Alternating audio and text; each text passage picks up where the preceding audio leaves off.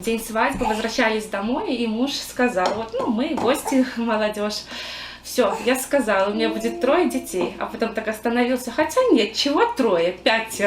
Мы все дружно рассмеялись, но, как видите, прошло не так много времени, а у нас уже действительно 5. Вольга Верхавец заўсёды ведала, дзяцей у яе будзе шмат. Жанчына выхавана ў вялікай сям'і. Сёння ў яе самой 2 дачкі і 3 сыноў, старэйшаму 11, малодшаму усяго годзік. Конечно, бывает период, когда детки болеют.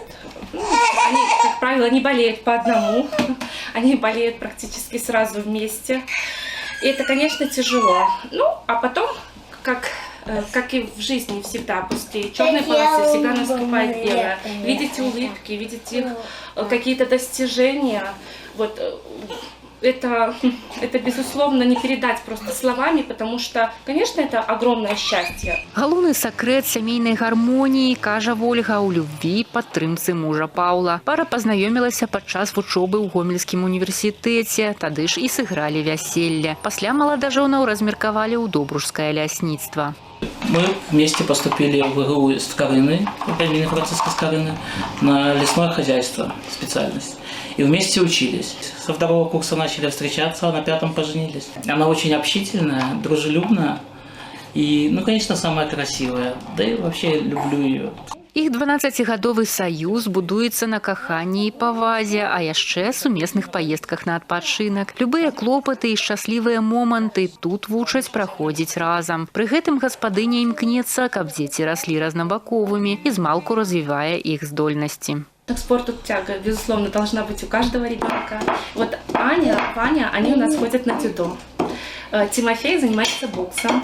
У нас даже есть и груша, и перчатки. Да. Девочки у нас, безусловно, любят рисовать. Они и дома рисуют. Наша Соня, она сейчас в санатории. Я еще поделку делаю. Поделки часто делаю. Любит делать поделки.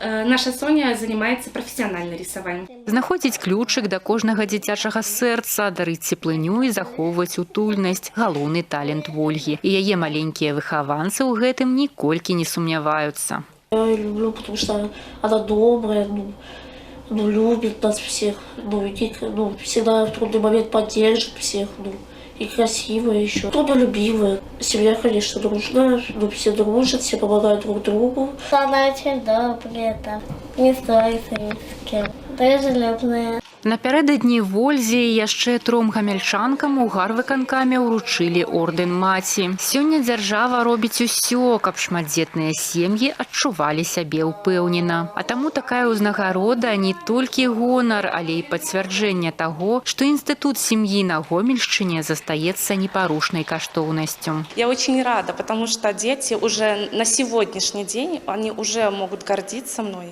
И это история, которую можно рассказывать всем своим друзьям. Хотелось бы выразить огромную благодарность государству, нашему президенту за то, что он поддерживает семьи с детьми. Также хотелось бы сказать огромное спасибо руководству Гомельского опытного лесхоза. Это предприятие, на котором я работаю. И вот даже находясь в декретном отпуске, всегда ощущается внимание, поддержка с их стороны. Ордэн маці заснаваны ў 1996 годзе па ініцыятыве кіраўніка дзяржавы Александра Лукашэнкі. Гэта даніна павагі жанчынам, якія прысвяцілі сябе вялікай справе дарыць жыццё. Усяго ў рэгіёне гэтай высокай узнагародай адзначаны больш за 2000 жанчын. 23 з іх атрымалі свой ордэн у бягучым годзе. Олеся Федорцова, Владислав Козлов, телерадиокомпания «Гомель».